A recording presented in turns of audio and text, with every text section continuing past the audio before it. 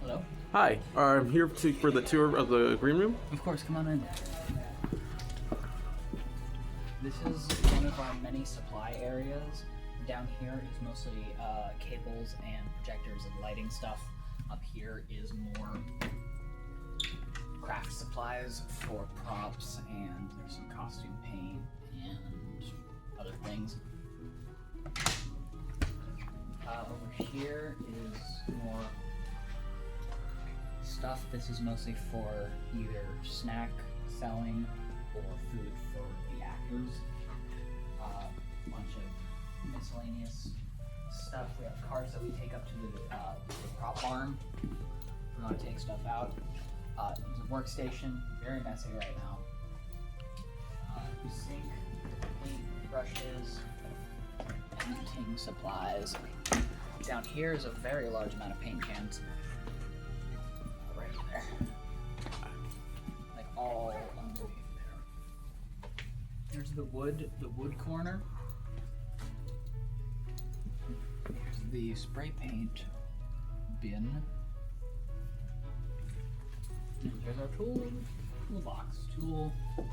So who am I speaking with? I'm Bailey Andrews. I'm the co-prop lead with Dyson. Alright, so Bailey, how has it been like to start making these props for Shakespeare in Love? It's incredibly stressful sometimes, but we try to pull through. Most of our props we already had from previous shows, but we've had to make pages. We've had to dye paper and recover books to make them look more similar to each other, like manuscripts from the olden times. We've made coals, which were made from lava rocks from my front yard, and black spray paint and electronic candles. Who am I speaking with? I'm Kaya Cross. Alright, what role do you play in Shakespeare in Love? I play Viola in Shakespeare in Love.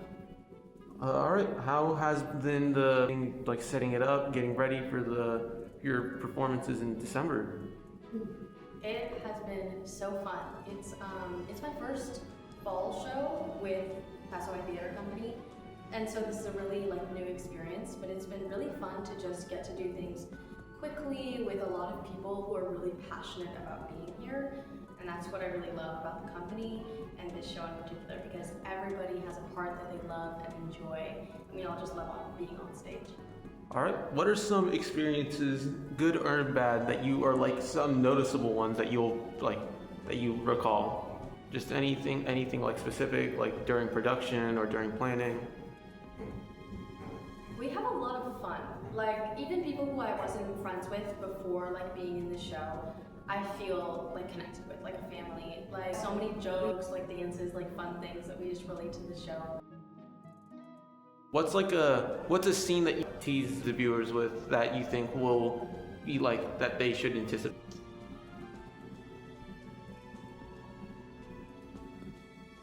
Oh my gosh, that's hard. There's a lot of good scenes.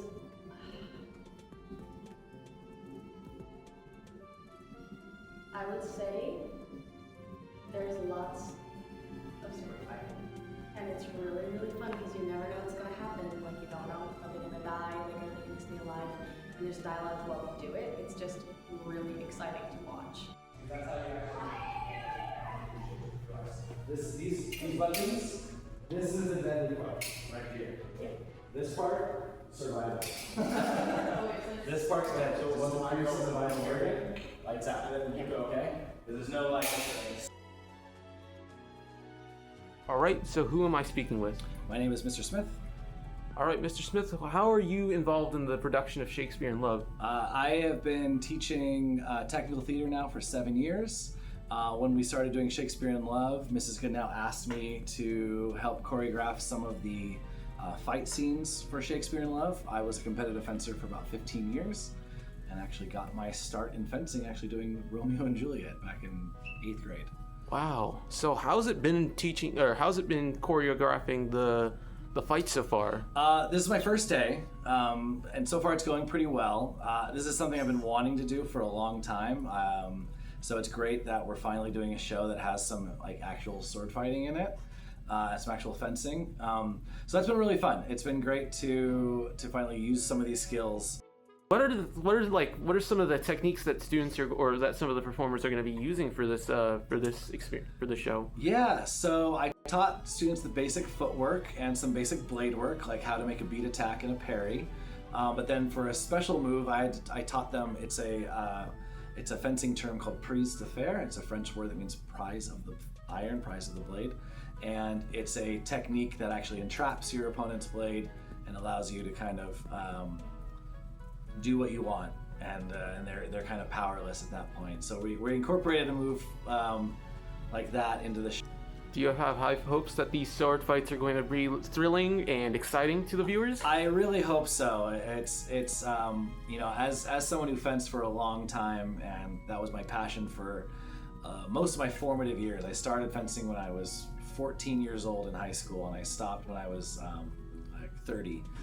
So I did it for a long time. It'll be really great to kind of see that up on stage, and I think it's going to be something that we've never really done before at Paso High Theatre Company, and I'm excited for that. All right, thank you so much. So who am I speaking with? My name is Carter Smith, and I'm one of the 2 lead members for the costumes team, and we are working on Shakespeare in Love. All right, Carter. How are the designs going so far for the costumes? How has it been like coming up with these designs and getting these costumes together? Well, it's interesting because we've decided to take a contemporary spin on classic Shakespeare and Renaissance.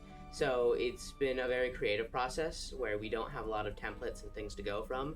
So a lot of it has come from our own minds and creation. But for the most part, it's been going good. We have a lot of intuitive people on the team.